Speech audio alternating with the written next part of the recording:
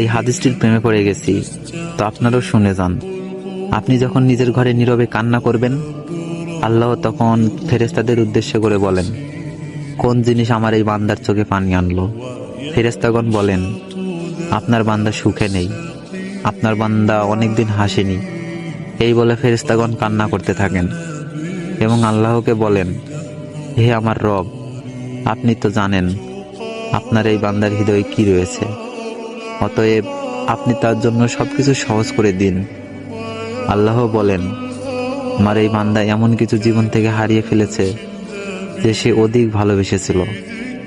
অতএব আল্লাহ বলেন, আমি শপথ করছি, আমার বান্দা যা তার জীবন থেকে হারিয়েছে তার চেয়ে উত্তম জিনিস আমি তাকে এনে দিব, যা দেখে দুনিয়া ও আখিরাতে সবাই বিস্মিত হবে।